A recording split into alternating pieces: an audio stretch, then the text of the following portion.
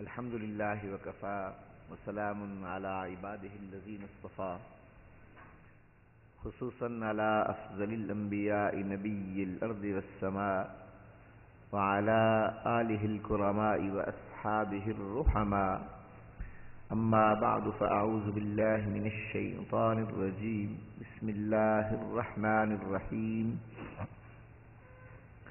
ورفعنا لك ذكرك وأعدوا لهم ما استطعتم من قوة ومن رباط الخيل ترهبون به عدو الله وعدوكم صدق الله مولانا العلي العظيم وبلغنا رسوله النبي الأمين الكريم أما بعد گرامی قدر جناب محترم مولانا محمد عاکف صاحب، منتظمین کرام، حاضرین محترم،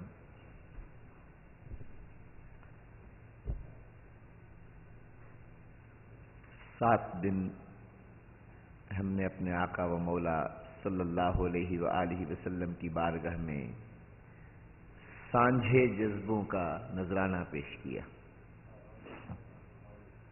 مشترک جذبوں کا۔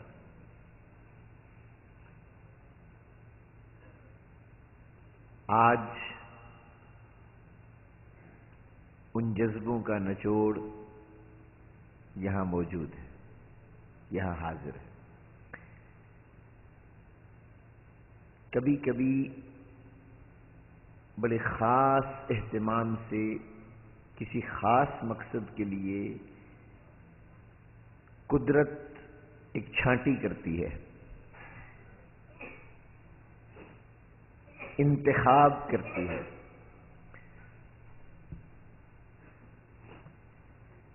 اما ما ينفع الناس فيمكث في الارض،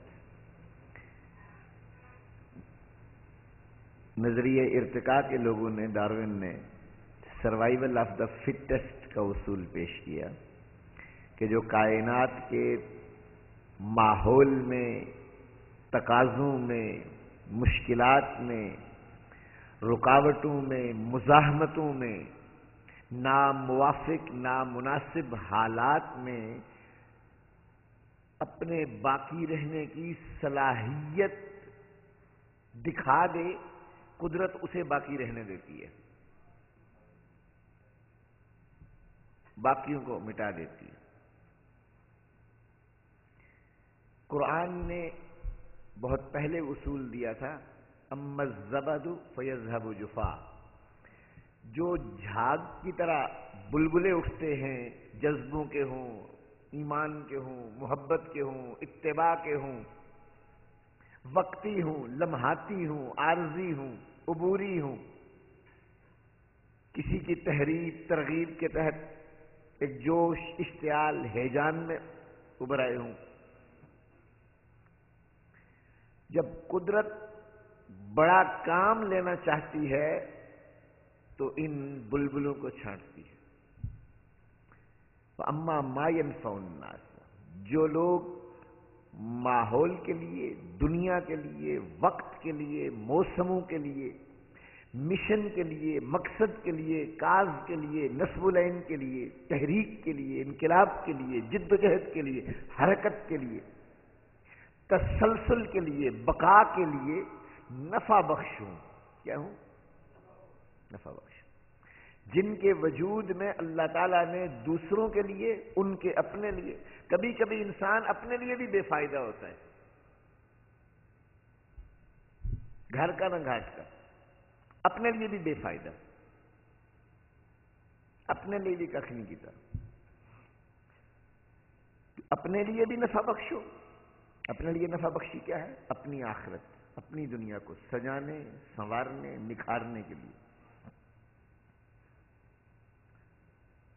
قرآن میں فرمایا نا، یا ایھا الذین آمنوا علیکم انفسکم لا یضرکم من ضل اذا اہتدیتم، اے ایمان والو تم پر لازم ہے کہ اپنی نگہداشت کرو۔ سب سے پہلے قوا انفسکم واہلیکم نارا، اے ایمان والو سب سے پہلے خود کو دوزخ سے بچاؤ، آگ سے بچاؤ، دنیا کی آگ اور آخرت کی آگ سے۔ وَأَهْلِيكُمْ، اور اس کے ساتھ اپنے اہل والوں کو، زیر کفالت متعلقین اہل و عیال۔ تو قُوا أَنفُسَكُمْ عَلَيْكُمْ أَنفُسَكُمْ لَا يَضُرُّكُمْ مَنْ ضَلَّ، تمہارے آس پاس گمراہی کے سمندر ابل رہے ہوں، تمہیں نقصان نہیں ہوگا۔ صدیق اکبر کفر کی فضا میں پاکیزہ کردار کی نشانی تھے قبول اسلام سے پہلے بھی۔ وہ نبی نہیں تھے، اس وقت ولی بھی نہیں تھے، ایک عام شخص تھے۔ صدیقیت، ولایت، قطبیت جو بھی مقامات ملے ہیں انہیں، وہ تو قبول اسلام کے بعد فیضان رسالت ہے، عنایت ہیں بارگاہ رسالت کی۔ تو پہلے اسی سوسائٹی کا کفر کی، شرک کی، غلاظت کی، آلائش کی، اسی سوسائٹی کا ایک فرد تھے، مگر چمکتا ہوا ستارہ۔ یہ چمک کہاں سے اٹھی تھی؟ علیکم انفسکم، اپنی نگہداشت کرنا، اپنی نگہداشت۔ ہم کہتے ہیں شیطان ورغلا دیتا ہے، اللہ نے شیطان کو کھلی چھٹی دی ہوئی ہے، وہ ورغلاتا رہتا ہے، برائی پہ آمادہ کرتا رہتا ہے، برائی کرواتا ہے۔ شیطان کبھی برائی نہیں کرواتا، شیطان کا دخل بہت چھوٹا سا ہے ہماری زندگی میں۔ وَإِذْ زَيَّنَ لَهُمُ الشَّيْطَانُ أَعْمَالَهُمْ، وہ برے اعمال سجا کر سنوار کر دکھاتا ہے، برے اعمال کو خوبصورت بنا کر دکھاتا ہے، دکھانے کے بعد ہٹ جاتا ہے راستے سے۔ میں چوری نہ کرنا چاہوں، پکڑ کر میرے پاؤں چلا کر وہاں نہیں لے جائے گا، ہاتھ سے زبردستی چوری نہیں کروائے گا، یہ نہیں کر سکتا۔ یوسوس فی صدور الناس، بس وسوسہ ڈالتا ہے۔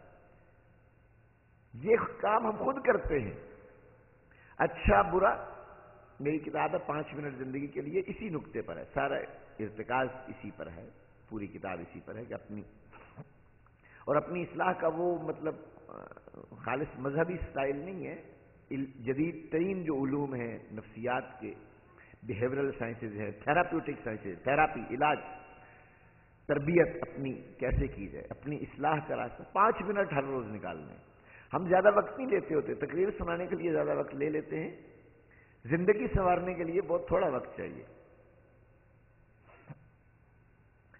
یہ جو بات میں کر رہا تھا، بے حوصلہ ہو سکنے کے امکان کا تدارک کر رہا تھا آپ لوگوں کی۔ میری زندگی کی یادگار ترین تقریریں میرے اپنے حساب سے وہ ہیں جس میں 10 یا 12 یا 15 لوگ بیٹھے ہوئے، اور توقع منتظمین کو تھی کہ یہاں ہزاروں ہوں گے۔ میں نے وہاں بہترین تقریریں کی ہیں، طویل ترین تقریریں کی ہیں، کیونکہ میں سامعین کو سنانے کے لیے تقریر نہیں کرتا، بارگاہ رسالت میں حاضری کے لیے تقریر کرتا ہوں۔ تو مجھے تو تعداد کے کم ہونے سے کوئی بے حوصلگی نہیں، تعداد کے بڑھنے سے کوئی جوش نہیں آتا۔ کل تعداد بہت زیادہ تھی پچھلے دنوں کے مقابلے میں، صحت ساتھ نہیں دے رہی تھی، تو کوئی جو تعداد میں کوئی مجھے وہ نہیں فرق ڈالا۔ یہ میں ان لوگوں کے لیے بات کر رہا ہوں جو پرسوں بہت شدید اصرار کر رہے تھے، یہاں درمیان میں بزرگ بیٹھے ہیں، بہت یہاں 30-40 آدمیوں کا ہجوم ہو گیا جنہوں نے ہر طرح کے جتن کیے مجھے یہ منوانے پر کہ 3 دن بڑھا دیے گئے۔ اور اس کے بعد مدینہ فاؤنڈیشن کی انتظامیہ کے شدید اصرار، بڑی محبت بھرا اصرار، اور اس کے باوجود جو ممکن ہو سکا تو وہ 1 دن ممکن ہو سکا۔ میرا اپنی سوچ یہ تھی کہ بڑھنا نہیں چاہیے تھا، پہلے میں چاہتا تھا کہ بڑھایا جائے، کل پرسوں۔ وجہ یہ تھی کہ جمعے کے دن میں نے ڈیسائیڈ کر لیا تھا کہ میں دن نہیں بڑھاؤں گا، اس کے بعد بڑھانے کا فیصلہ میں نہیں کرنا چاہتا تھا، لیکن میں ان دوستوں کا اور ان کا دل نہیں توڑنا چاہتا تھا۔ انسانی طبیعتوں میں، انسانی نفسیات میں ایک معاملہ ہے۔ 7 روزہ درس لیکچر سیریز شروع ہوئی تھی نا، 7 روزہ میں جیسے جیسے پیک کی طرف بڑھ رہی ہے، اور پیک 7واں دن ہے، جیسے جیسے پیک کی طرف بڑھ رہی ہے جذبوں کا اشتعال ہیجان بڑھ رہا ہے، انسانی مزاج میں ہیجان اشتعال بڑھ رہا ہے۔ 7واں دن پیک ہے، پیک کے بعد اوپر کوئی جگہ نہیں ہے، نیچے اترے گا، سمندر نیچے اترے گا، پانی نیچے اترے گا۔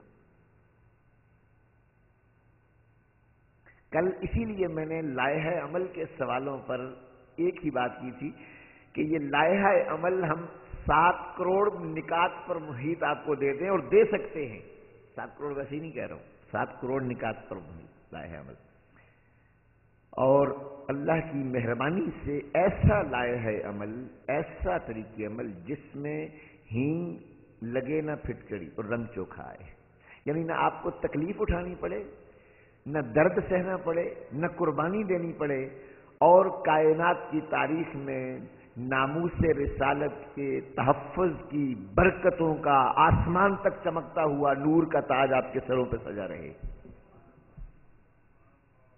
ایسا لائحہ عمل دیا جا سکتا ہے، تیار ہے، موجود ہے، اور یہاں ہے، یہاں آج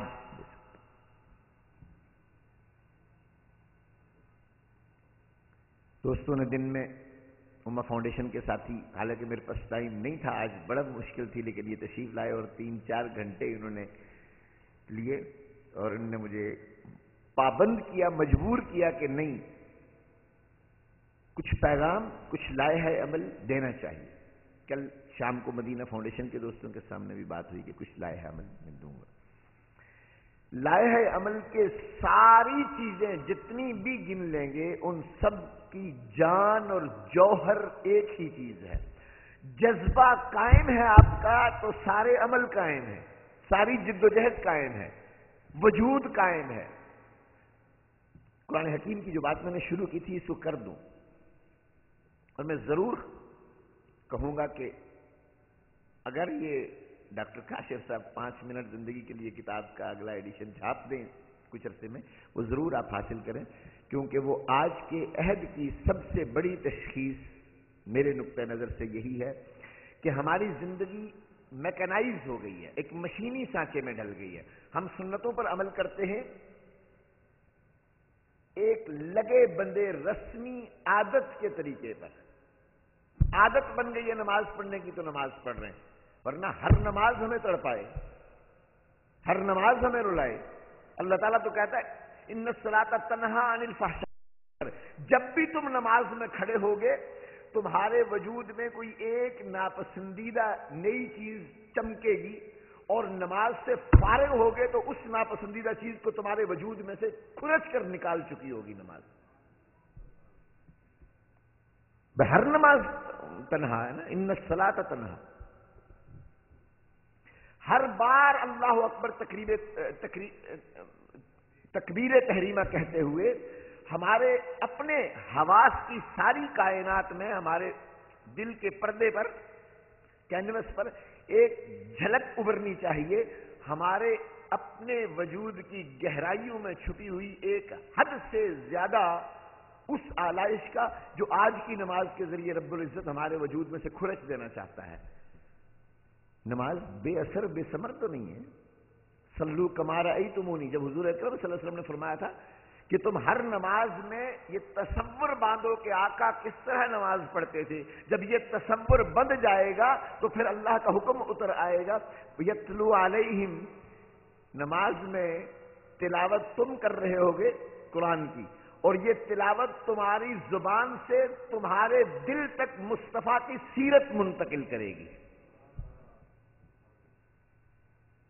نماز، روزہ، حج، زکوٰۃ، یہ سارے تو اللہ تعالیٰ نے میڈیمز دیے ہیں، وسائل دیے ہیں حضور صلی اللہ علیہ وسلم کو ہمارے وجود میں آپریٹ کرنے کے لیے، ٹولز نہیں ہوتے۔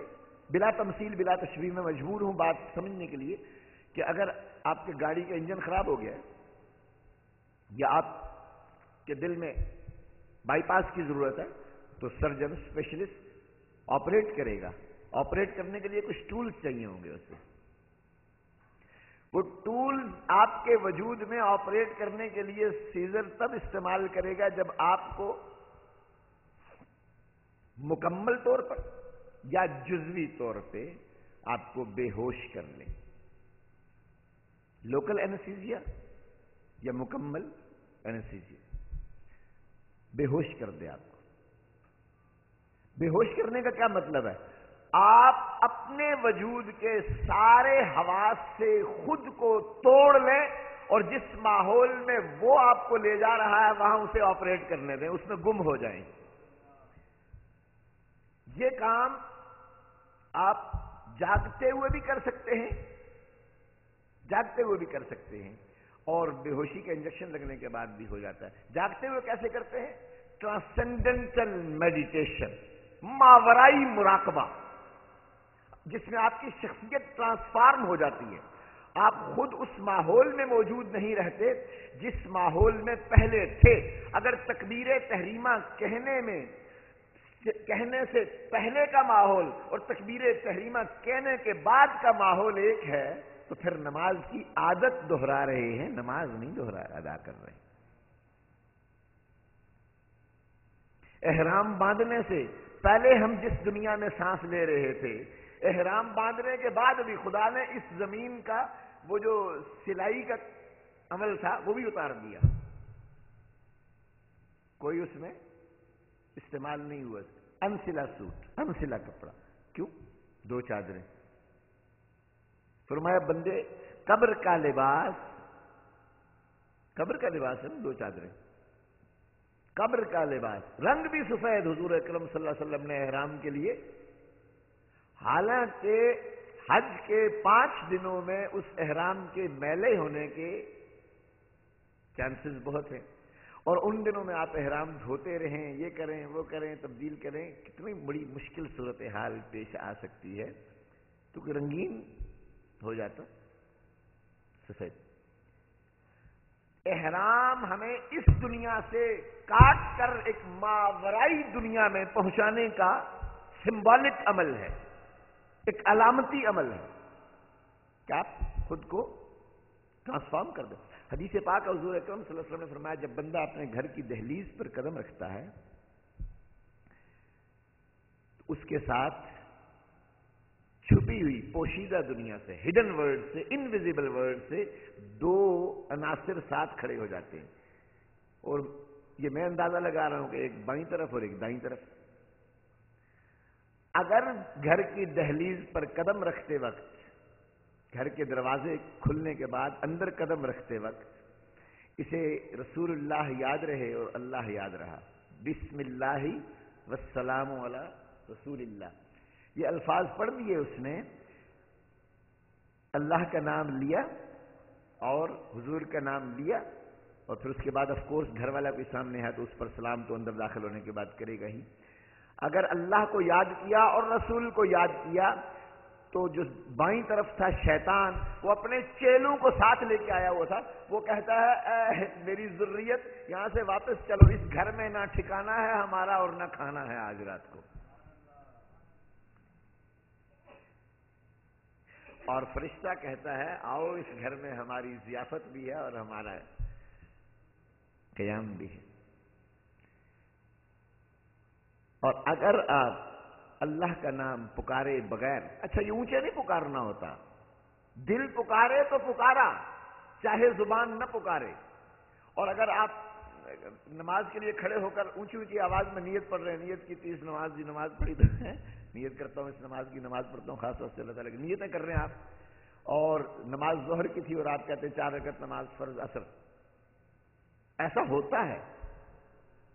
ایسا کیوں ہوتا ہے کہ لفظ آپ کی زبان سے عادتاً نکل رہے ہیں، آپ کا وجود اس نماز میں حاضر نہیں ہوا، آپ کا دل یہاں حاضر نہیں ہے. اسی لیے تو فرمایا ان اللہ لا ينظر الى صورکم ولا الى اعمالکم، اللہ تعالیٰ تمہارے ہر عمل کرتے وقت، نماز پڑھتے، روزہ رکھتے، زکات دیتے، حج کرتے، جہاد کرتے، تلاوت کرتے، بات کرتے وقت اللہ تعالیٰ تمہاری شکلوں اور تمہارے اعمال کو نہیں دیکھتا، تمہارے دل کی گہرائی پر نظر رکھتا ہے، ادھر کیا ہو رہا.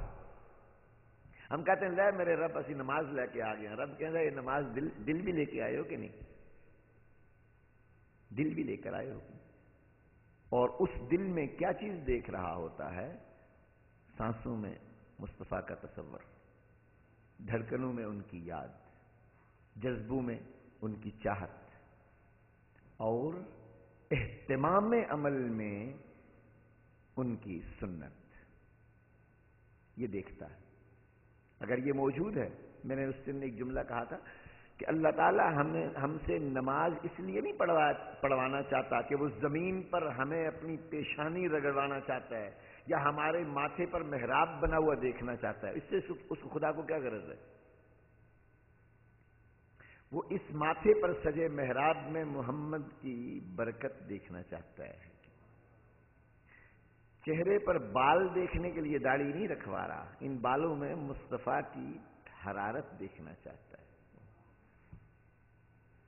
سنت حضور کے طریقے کی نقالی کا اگر نام ہے تو یہ اتباع نہیں ہے۔ اللہ تعالیٰ اپنے رسول کی فوٹو کاپیاں نہیں بنانا چاہتا، رسول کے اعمال کی نقل نہیں کروانا چاہتا، ہم سے سنت کی اتباع اس لیے کروانا چاہتا ہے کہ ایک ایک عمل میں حضور کی یاد اور تصور کی تڑپ اور آگ ہمارے وجود میں بھر جائے، تصور مصطفیٰ کی تپش اور حرارت ہمارے وجود میں سے ابل آئے، یہ دیکھنا چاہتے ہو۔ صلو کما رأیتمونی اصلی خذوا عنی مناسککم، مجھ سے لے لو تمہارے مناسک حج کے۔ یا رسول اللہ صلی اللہ علیہ وسلم، آپ جب حج کے مناسک ہمیں دے رہے ہیں، اس سے بہت پہلے اللہ تعالیٰ نے قرآن میں مناسک حج بیان کر دیے ہیں۔ اب بڑی عجیب آیت ہے، یہ حدیث ہے۔ سورہ بقرہ ہجرت کے دوسرے سال نازل ہوئی ہے، ہجرت کے دوسرے سال غزوہ بدر ہوا، اس کے بعد سورہ بقرہ نازل ہوئی ہے۔ اس کے آس پاس پہلے سال سے شروع ہو گئی تھی، تحویل قبلہ 17 مہینوں کے بعد ہوا۔ اس میں آیت ہے الحج اشہر معلومات فمن فرض فیہن الحج فلا رفث ولا فسوق ولا جدال فی الحج، آگے چل کر فاذا افضتم من عرفات فاذکروا اللہ عند المشعر الحرام واذکروہ کما ھداکم ان کنتم ثم افیضوا من حیث افاض الناس واستغفروا اللہ۔ حج کے طریقے، مناسب، آداب سارے سورہ بقرہ میں بیان کر دیے۔ سورہ بقرہ میں حج فرض ہونے سے 7 سال پہلے تو قرآن نے تو بیان کر دیا، سورہ بقرہ میں موجود ہیں۔ اور حضور اکرم صلی اللہ علیہ وسلم صحابہ کرام کو سورہ بقرہ اور سورہ آل عمران یاد کرنے کا حکم دیا کرتے تھے، فرمایا کرتے تھے یہ یاد کر لو، یہ 2 بدلیاں ہیں جو تم پر صاحبان رہتی ہیں، تمہیں اپنی پناہ میں رکھتی ہیں۔ اس کے باوجود جب حضور اکرم صلی اللہ علیہ وسلم حج کر رہے ہیں، اور اس سے پہلے سارے صحابہ کم و بیش سارے صحابہ 1 سال یا 2 سال حج کر چکے ہیں، کچھ 8 ہجری میں، کچھ 9 ہجری میں حج کر چکے۔ صدیق اکبر امیر حج تھے، حضرت علی مرتضیٰ بعد میں سورہ برات لے کر گئے تھے 9 ہجری میں، تو انہوں نے حج کر بھی لیا۔ اور اب ہجرت کے 10ویں سال حضور اکرم صلی اللہ علیہ وسلم فرما رہے ہیں خذوا عنی مناسککم، حج کے طریقے، آداب، حج کے اقدار، حج کے احکام تم مجھ سے لو، مجھ سے لو، اب لو۔ یا رسول اللہ وہ تو قرآن میں موجود ہیں۔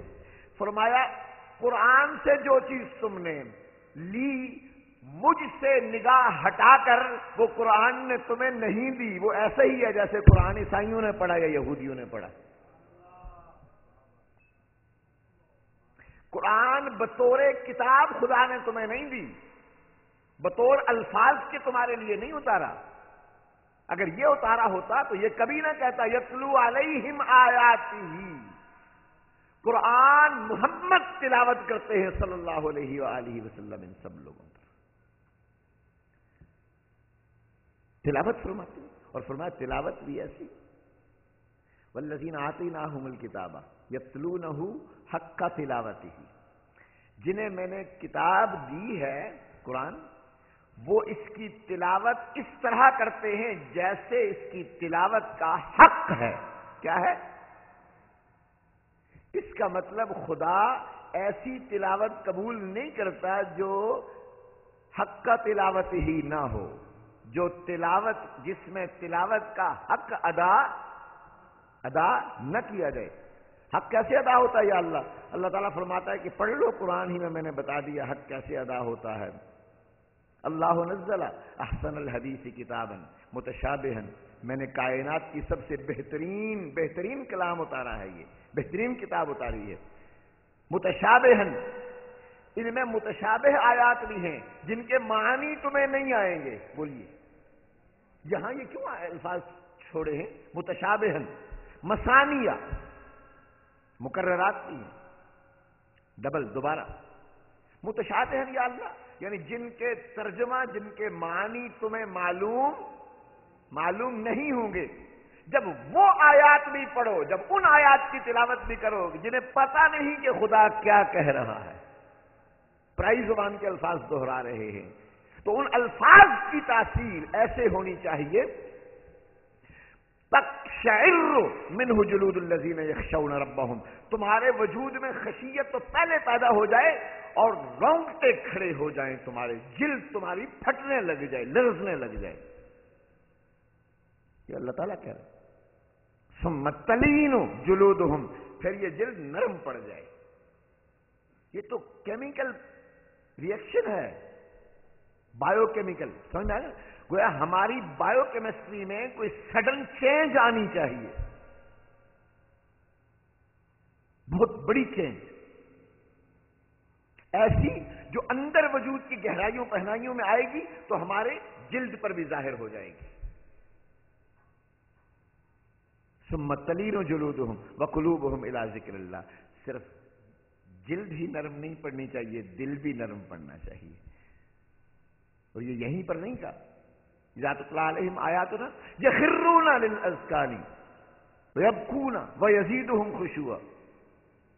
ممکن ہے اس آیت میں وہ الفاظ پڑھ گیا ہوں جنہیں پڑھنے پر سجدہ تلاوت فرض ہو جاتا ہے، تو سجدہ تلاوت ادا کر لیجئے گا۔ یہ ایک دن پہلے بھی میں نے پڑھی تھی، 2 سجدہ تلاوت،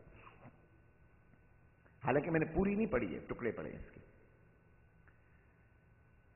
جب ان آیات کی تلاوت کرتے ہیں تو یبکون، رونے لگتے ہیں، بے سمجھے رونے لگتے ہیں۔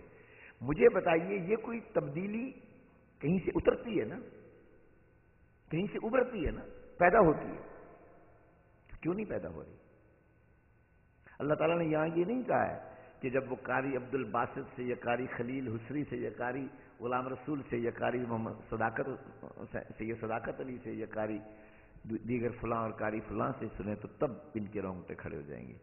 ان کی آواز سے رونگٹے کھڑے ہونے کی بات نہیں کر رہا، قرآن کے الفاظ سے رونگٹے کھڑے ہونے چاہیے۔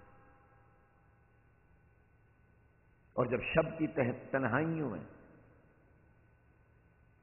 خشوع و خضوع کی کیفیت کے ساتھ، تو مجھے بتائیے جو خدا تلاوت ایسی چاہتا ہے جو کہ سنت ہے، مستحب ہے، کیا ہے؟ نماز میں قرآن کی تلاوت فرض ہے اور واجب ہے۔ سورہ فاتحہ کی تلاوت واجب ہے، اور پہلی 2 رکعتوں میں قرآن کی ما تیسر منہ، جتنی آیتیں میسر ہوں وہ تلاوت فرض ہے۔ سمجھ میں آ گئی بات؟ اس کے علاوہ باقی زندگی میں عام حالات میں تلاوت مستحب ہے، سنت ہے، بعض حالات میں صرف مباح ہے، بعض حالات میں منع بھی ہے۔ تو اللہ تعالیٰ فرما رہا ہے کہ جب تم مستحب تلاوت کرو، فرض کا عالم تو کیا ہوگا؟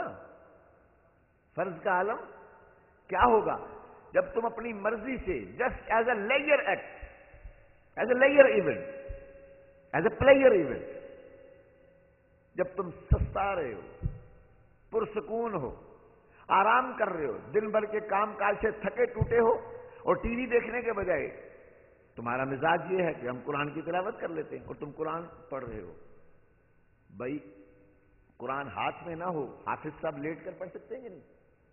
بستر پہ لیٹے وہ پڑھ سکتے ہیں نا، خاص کر بیمار آدمی تو پڑھ ہی سکتا ہے، اور آپریشن ہوا ہوا اور آپ بیڈ ریسٹ پہ ہیں یا ہاسپٹل میں ہیں تو ٹیک لگا کر پڑھ سکتے ہیں نا، اور اگر آپ ناظریں پڑھتے ہیں تو بھی ان علماء کرام سے آداب لے کر آپ پڑھ سکتے ہیں۔ تو اللہ تعالیٰ کہہ رہا ہے کہ جب تمہارے اعصاب تھکے ہوئے ہوں، ٹھنڈے ہوں، دھیمے ہوں، جیسے 2 دنوں سے میری حالت ہے اور میرے اشتعال نہیں ہے طبیعت میں، ایسی حالت میں بھی جب تمہارے بدن میں تمہاری کیمسٹری تمہاری فزیکل پراپرٹیز، بایو پراپرٹیز تمہارا ساتھ نہ دے رہی ہوں، تمہارا وجود، تمہارا دل، تمہارا دماغ، تمہارے اعصاب، تمہاری بایو کیمسٹری تمہارا ساتھ نہ دے رہی ہو، اس حالت میں بھی اگر قرآن کی تلاوت just as a leisure event تم کر رہے ہو، تب بھی حالت یہ ہونی چاہیے کہ تھوڑی کے بل گر پڑو، جب کونا رونے لگ جاؤ۔ وَيَزِيدُهُمْ خُشُوعًا، اور آیت بر آیت، لفظ بلفظ، ہر اگلا لفظ پڑھنے کے بعد پہلے لفظ سے زیادہ خشوع و خضوع ہونی۔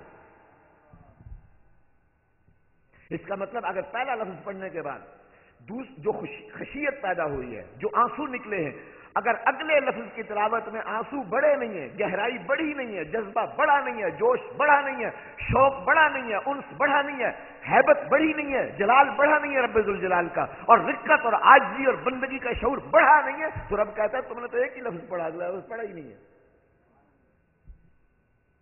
تو یہ تو کیفیت ہونی چاہیے۔ اس کو فرمایا یتلونہ حق تلاوتی، یہ تو عام شخص تلاوت کرتا ہے، اولیاء کرام کی تلاوت کا عالم کیا ہوگا، اور اولیاء کرام میں غوث اعظم کی تلاوت کا عالم کیا ہوگا، اور سید الطائفہ جنید بغدادی کی تلاوت کا عالم کیا ہوگا، اور سید حجویر علی حجویری کی تلاوت کا عالم کیا ہوگا، اور سیدنا حسن بصری کی تلاوت کا عالم کیا ہوگا، رابع بصری کی تلاوت کا عالم کیا ہوگا، اور علی مرتضیٰ کی تلاوت کا عالم کیا ہوگا، عثمان غنی کی تلاوت کا عالم کیا ہوگا، عمر فاروق کی تلاوت کا عالم کیا ہوگا، صدیق اکبر کی تلاوت کا عالم کیا ہوگا، اور کائنات کی کس اونچی بلندی پر سیدہ فاطمہ زہرا کی تلاوت ہوگی۔ رب ذوالجلال کہہ رہا ہے میرے قرآن کی تلاوت کا حق ادا کرنے میں جس آخری چوٹی پر کائنات میں کوئی بھی پہنچا ہوگا، محمد کی تلاوت کا حق وہاں ہے جہاں خدا رش کر رہا ہوگا، ناز کر رہا ہوگا۔ یہ تو بندے ہیں، یہ تو بندوں کے معیار سے تلاوت ہے، حق کا تلاوت ہی جس پر بندے ناز کریں کہ کیا کمال کی تلاوت ہے۔ بولیے وہ عالم، وہ حق کے تلاوت قرآن کا حق اس سطح پر جا کر ادا کرنا جس سطح پر خدا چاہتا ہے۔ بولیے خدا جس اعلیٰ ترین سطح پر اپنے کلام کی تلاوت چاہتا ہے، جس سے بڑھ کر تلاوت خدا کے ہاں مخلوق سے ممکن نہیں ہے، اس سطح پر تلاوت ہے کہ نہیں، اور یہ صرف اور صرف تنہا محمد عربی صلی اللہ علیہ وسلم۔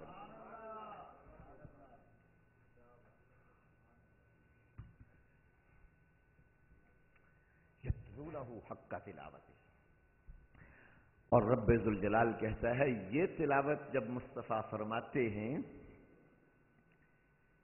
تو پھر صرف ماحول میں اثر نہیں ہوتا، پھر اہل ایمان پر اثر نہیں ہوتا، پھر اثر کہاں ہوتا ہے؟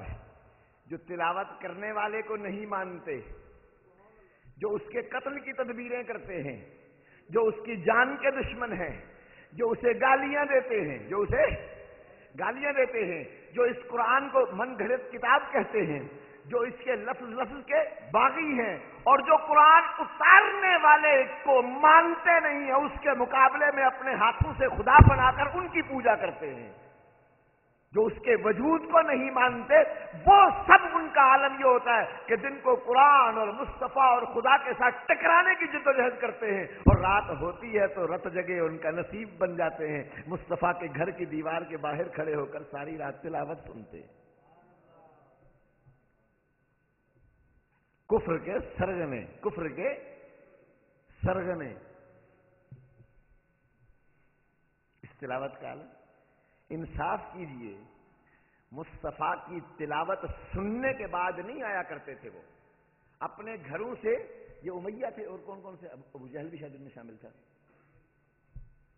3 نام، بڑے سردار، یہ تلاوت کی آواز سننے کے بعد اپنے گھر سے نہیں نکلتے تھے، یہ دن بھر بے قرار رہتے تھے کہ کب رات ہو کوئی ہمیں دیکھنے والا نہ ہو اور محمد رسول اللہ کے دیکھے گھر کے دروازے پر کھڑے ہو جائیں، ہم دیوار سے کان لگا کر کھڑے ہو جائیں اور انتظار کرتے تھے کب مصطفیٰ کی زبان سے قرآن برسے اور ہمارے وجود میں حلاوت شیرینی ابھر آئے۔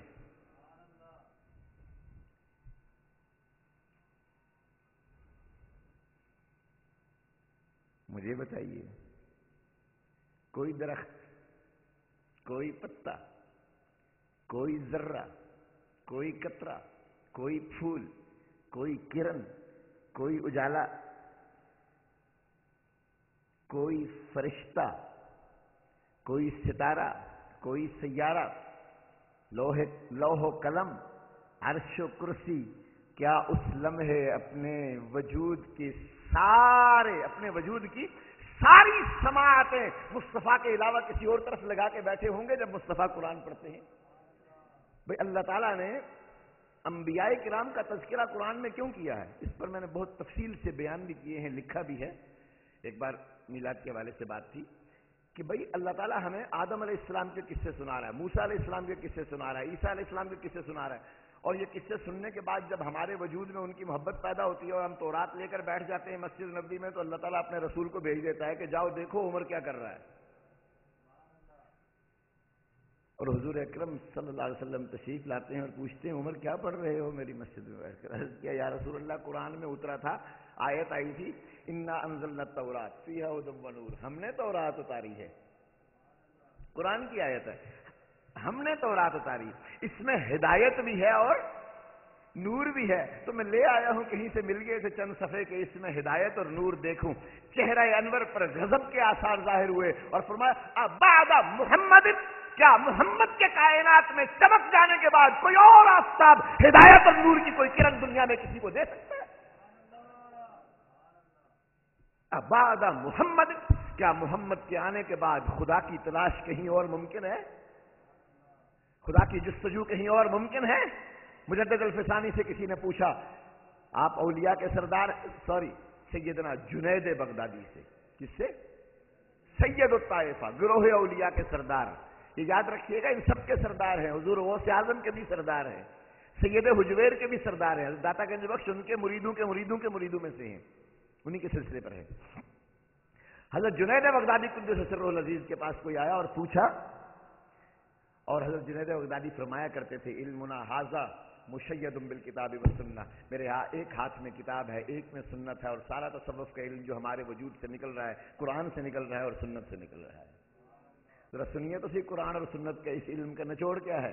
پوچھنے والا آ گیا، آپ اولیاء کے گروہ کے سردار ہیں، اولیاء کے سردار ہیں، صوفیاء کے سردار ہیں، اور مجھے بتائیے میں خدا تک جانا چاہتا ہوں، راستہ کون سا ہے؟ سوچا تھا ولیوں کے سردار ہیں، کہیں گے چلے کرو، مراقبے کرو، ریاضت کرو، مجاہدے کرو، شب بیداریاں کرو، اٹھو اللہ کو یاد کرو، تسبیح پڑھو، ہے طواف کرو۔ سوچا تو یہی تھا نا، اولیاء کرام تو چلے ریاضت مجاہدے بتاتے ہیں۔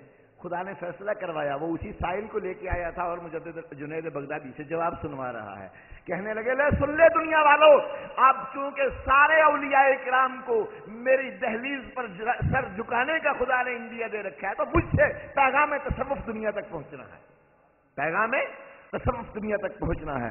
سن لیجئے کہ خدا نے مخلوق پر خود تک پہنچنے کے سارے راستے بند کر دیے ہیں، صرف ایک راستہ کھلا رکھا ہے جو محمد عربی کی دہلیز غلامی سے چلتا ہے۔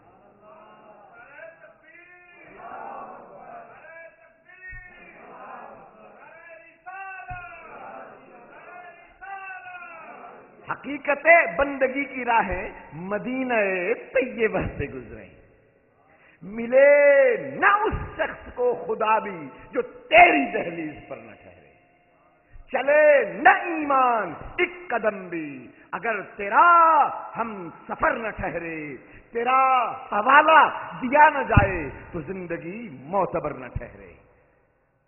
میرا ایمان بھی وہی، حاصل ایمان بھی وہی، میرا قرآن، کل یہ اشعار سنائے تھے، میرا قرآن بھی وہی، شارح قرآن بھی وہی، دین وہی، دین کا عرفان بھی وہی، منزل زیست وہی، زیست کا سامان بھی وہی۔ منزلیں اور میری رسائی تیرے سنگ آستاں تک ہے، میری رسائی تیرے سنگ آستاں تک ہے، یہاں سے راہ میری ذات لامکاں تک ہے، یہاں سے راہ میری ذات لامکاں تک ہے۔ عرش اعظم کو ہر راستہ قیامت تک جس پر کوئی بھی چلنا چاہتا ہے، سر کے بل پہ، دل کے بل پہ، سانسوں کے ساتھ، دھڑکنوں کے ساتھ، آنسوؤں کے ساتھ، پلکوں کے ساتھ، قیامت تک جو رب ذوالجلال کی بارگاہ میں جانا چاہتا ہے، اسے اپنا پورا وجود محمد عربی کی خاک دہلیز پاک پر جھکا دینا ہوگا، اپنے سارے جذبے یہی نچھاور کر دینے ہوں گے۔ مجدد الفسانی لکھتے تھے، بولتے تھے، 1000 سال کے لیے دین کے مجدد بنے ہیں۔ ایک مجدد الفسانی، شاہ ولی اللہ 400-500 سال کے بعد گزرے، ان کے 300-400 سال کے بعد، اور انہوں نے فرمایا کہ جو شخص مجدد الفسانی کی، جو شخص اپنے ایمان کا محسن مجدد الفسانی کو نہیں مانتا، جو شخص اپنا ایمان مجدد الفسانی کا احسان نہیں مانتا، وہ شخص خیر منائے کہ اس کے ایمان کے لیے خطرہ ہے۔ کیا مطلب تھا؟ مطلب یہ تھا کہ اس پورے 1000 سال میں جس شخص کو بھی ایمان کی عزت، غیرت، ہیبت، سطوت، شوکت، جلال، گہرائی، عمق، پائیداری، پاکیزگی، سندرتا، کوملتا، جو کچھ بھی ایمان کے حوالے سے جس کی جو کیفیت بھی ملے گی، سب احسان مجدد الفسانی کا، دین کی تجدید کے۔ وہ دین کی تجدید کیا کی؟ قلم اٹھایا تو اثبات النبوہ، قلم اٹھایا تو لکھنا چاہا۔ میں سچ بتاتا ہوں کہ مجدد الفسانی کو رب ذوالجلال نے لکھنے کی یہ صلاحیت دی ہی اثبات نبوت کے ملکے کے لیے تھی۔ خطوط لکھنا شروع کیے، کوئی ایک خط روئے زمین کا کوئی شہری مجدد الفسانی کے مکتوبات کے 3 دفتروں میں سے ڈھونڈ کر نہیں دکھا سکتا جس میں ایکسپلیسٹلی یا امپلائڈلی، ظاہری طور پر صریحاً یا کنایتاً یا اشارتاً یا تصریحاً کسی نہ کسی حوالے سے محمد رسول اللہ کی سیرت، شخصیت، عظمت، ذات، نسبت، اطاعت، شریعت کے عظمت کا تذکرہ نہ کیا۔ اے مجدد، یہ کیا ہو گیا ہے؟ آپ کیسے مجدد ہیں؟ قلم اٹھاتے ہیں تو محمد کی بات کرتے ہیں، زبان کھولتے ہیں تو محمد کی بات کرتے ہیں، سانس لیتے ہیں تو محمد کی بات کرتے ہیں، دل دھڑکتا ہے تو محمد کی بات کرتے ہیں صلی اللہ علیہ وسلم۔ کہنے لگے کروں کیوں نہ، 40 سال پہلے ایک بھول ہو گئی تھی کہ بیت الخلاء جاتے وقت دایاں قدم پہلے اندر رکھ دیا تھا۔ 40 سال کی عبادتوں، ریاضتوں، مجاہدوں، برکتوں اور جو اولیاء، جو میرے پیر و مرشد نے میرے وجود میں نورانیت بھری تھی، جو رب ذوالجلال نے اپنی تجلیات مجھ پر اتاری تھی، اپنے خاص الخاص عنایتیں مجھ پہ برسائی تھی، صرف اس ایک لمحے مصطفیٰ کو بھول جانے کی سزا میں سب کچھ واپس لے لیا، اور 40 سال تک نماز کی حلاوت، ایمان کی حلاوت، روزوں کی حلاوت، دین کی حلاوت، تصوف کی حلاوت، خدا کے یاد کی حلاوت، وہ لذت دوبارہ ملی ہی نہیں جب تک مصطفیٰ کی بارگاہ میں بھول جانے کی ایک غلطی دھل نہیں گئی۔ تو میں یہ غلطی کر نہیں سکتا کہ زبان کھولوں اور نام محمد زبان سے نہ نکلے، قدم اٹھاؤں تو سوئے مدینہ نہ چلے، ہر رہگزار شہر پیمبر کو جائے ہے، رستہ کسی سے پوچھنا توہین ہے میری۔ بھئی تم جس راستے پر مجھے ڈال دو، میں مدینے کا راستہ پوچھوں گا نہیں، کیونکہ میرا ذہن، میرا دل، میرے حواس، میرے اعضاء، میری قدرتیں، میرے تصرف، میرے جذبے، میرے ارادے، میرے ولولے، میری تمنا، میری امنگیں، سب میں بسا ہوا ہے شہر مدینہ۔ اس سے آگے کوئی زیادہ ہے نہ منزل نہ مقام کہ تیرے کوچاؤ بازار تک آ پہنچے ہیں۔ اے محمد، تیرے شہر میں آ گئے ہیں، اس سے آگے کہاں ہے عرش ہمیں نہیں خبر، عرش ہمیں تو یہی نظر آتا ہے۔ الرحمن علی العرش استوى، رب کہتا ہے دنیا والوں، مجھے ڈھونڈنے کے لیے تم نماز میں کھڑے ہوئے تھے، اور جب عین، اور میں سچ بتاتا ہوں، کاش تاریخ نے یہ لمحہ محفوظ کر لیا ہوتا کہ جس صحابی کو میرے رسول نے بلایا تھا نماز میں کہ ادھر آؤ، اسے بلاؤ، اس صحابی کو جب حضور کے پیغام لانے والے صحابی نے پیغام رسول سنایا ہوگا، کاش تاریخ نے اس سے پوچھا ہوتا کہ تمہاری عبادت میں وہ لمحہ کیا تھا۔ مجھے یقین ہے کہ جب خدا اپنے محبوب کی عظمت کو قائم کرنا چاہتا ہے، دنیا میں قائم کرنا چاہتا ہے، تو تضاد اور تقابل کی دو انتہائیں سے جاتا ہے، تضاد اور تقابل کی دو انتہائیں سے جاتا ہے۔ جب یہاں دکھانا چاہتا تھا کہ میرے حضور جس آخری عروج کی منزل پر تم بیٹھے ہو، وہاں جب مصطفیٰ پکارے ہیں تو ادھر چلے جاؤ۔ میرا یقین ہے کہ اگر اس سے پوچھا جاتا تو اس نے کہنا تھا کہ اس لمحے خدا کے دیدار کے جلوے مجھ پر اتر رہے تھے۔ ارے کیوں نہیں اتر رہے ہوں گے کہ یہاں تو ان کے غلاموں کے غلام، وہ صحابی تھے نا، غلاموں کے غلاموں کے غلاموں میں سے کم از کم 600-700 سال بعد ایک شخص اٹھتا ہے اور وہ دلی میں ایک جھونپڑے میں بیٹھا ہے اور کوئی پوچھنے والا آ گیا، بتائیے اے صاحب کرامت، مجھے بتائیے کہ نماز قضا کب ہوتی ہے؟ نماز قضا کب ہوتی ہے اور ادا کیسے ہونی چاہیے؟ پوچھنے والا کوئی بھی ہوگا، جواب دینے والا خواجہ اجمیر کا غلام قطب الدین بختیار کاکی قدس سرہ العزیز، قطب عالم، قطب عالم، جس کی ایک نگاہ ناز نے پاک پتن کے فرید الدین کو کہاں سے کہاں پہنچا دیا ہے، جس کی ایک نگاہ ناز نے۔ وہ قطب الدین کیا کہتے ہیں؟ بختیار کاکی قدس اللہ سرہ العزیز فرماتے ہیں، پوچھنے والے تو نے کس شخص سے آ کر پوچھا ہے کہ نماز کب قضا ہوتی ہے؟ ہر کس کے در نمازش نبینت جمال یار، ہر شخص جو اپنی نماز میں جمال یار کا دیدار نہ کرتا ہو، جمال یار کا دیدار نہ کرتا ہو۔ اچھا، کہنے والے کہیں گے کہ جمال یار سے مراد خدا کا جمال ہے۔ بھائی اگر صرف خدا کے جمال کی بات کرنی ہوتی قطب الدین بختیار کاکی نے تو پھر کہتے ہر کس کے در نمازش نبینت جمال رب، نبینت جمال رب۔ انہوں نے جمال رب نہیں کہا کیونکہ وہاں ڈسٹنکشن ہو جاتی ہے کہ خدا کا، انہوں نے جمال یار کہا، محمد پہلے تمہارے دوست ہیں پھر خدا تمہارا دوست بنتا ہے۔ ہر کے عشق مصطفیٰ سامان اوس، بحر و بر درگوشے دامان اوس کی محمد سے وفا تو نے تو ہم تیرے ہیں۔ محمد سے وفا ہوگی تو خدا تمہارا ہوگا۔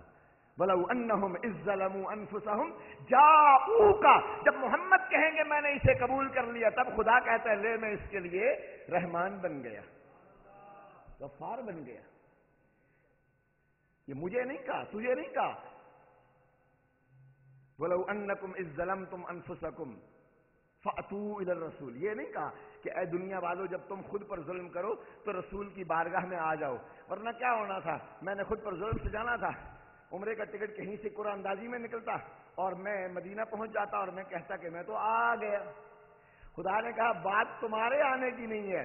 وَلَوْ أَنَّهُمْ إِذْ ظَلَمُوا أَنفُسَهُمْ جَاءُوكَ، میں خطاب اپنے رسول سے کر رہا ہوں کہ خود پر ظلم کر لینے والے جب تیری دہلیز پہ کھڑے ہوں اور تو کہہ دے اپنی چشمے عنایت سے اشارے سے کہ ہاں یہ آ گئے، ان کے آنے کا اعتبار نہیں، تیرے انہیں قبول کرنے کا اعتبار ہے، تیرے انہیں قبول کرنے کا اعتبار ہے۔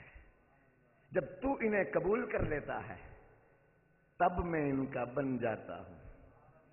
کل ایک شعر سنایا تھا، پرسوں شاید، جی چاہتا ہے وہ دوبارہ سنو۔ وہ حدیث قدسی تھی نا، لا یسعنی ارضی ولا سمائی، اللہ تعالیٰ کہتا ہے کہ میں اپنے بنائے ہوئے آسمان و زمین میں نہیں سماتا، ولیکن یسعنی قلب عبد مومن، ایک بندہ جو ایمان اپنے وجود میں اونڈیل لے، ایمان اپنے وجود میں پرو لے، اس کے سینے میں سما جاتا ہوں، اس کے دل میں سما جاتا ہوں، اس کے یا اللہ یہ ایمان کب اپنے وجود میں اونڈیل دیتا ہے؟ فرمایا والذین آمنوا اشد حبا للہ، ایمان والے وہ ہیں، ایمان تب ملتا ہے، ایمان تب ان کے سینے میں اترتا ہے، ورنہ یہ کہتے پھرے، لوگ آتے تھے کلمہ پڑھتے تھے، بارگاہ رسالت میں بیعت کر کے کلمہ پڑھتے تھے، حضور کے دستے اطہر پہ بیعت کرتے تھے، کلمہ پڑھتے تھے۔ یہ 6 ہجری کی آیت ہے، زیادہ سے زیادہ 7ویں ہجری میں سورہ حجرات، اس میں اللہ تعالیٰ کیا فرما رہے ہیں؟ قالت الاعراب آمنا، اے میرے رسول صلی اللہ علیہ وسلم یہ بدو قافلہ در قافلہ آ رہے ہیں، تیری بارگاہ میں آتے ہیں، تیرے دستے اطہر پہ بیعت کرتے ہیں، کلمہ پڑھتے ہیں، مسلمان ہوتے ہیں، اور اس کے بعد اعلان کرنا شروع کر دیتے ہیں تیرے حرم میں کھڑے ہو کر تیری بارگاہ میں، آمنا، ہم ایمان لے آئے ہیں۔ ہم قل لم تؤمنوا، اے مصطفیٰ کریم انہیں بتا دو کہ میرے ہاتھ پر کلمہ پڑھ لینے سے تم مومن نہیں ہوئے جب تک میں تمہارے سینے کی گہرائیوں میں نہیں اتر گیا۔